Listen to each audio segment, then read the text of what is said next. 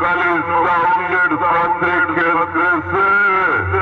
তোর উইকেটটা যে হেলে পড়ে গেল রে তুই আর কি খেলবি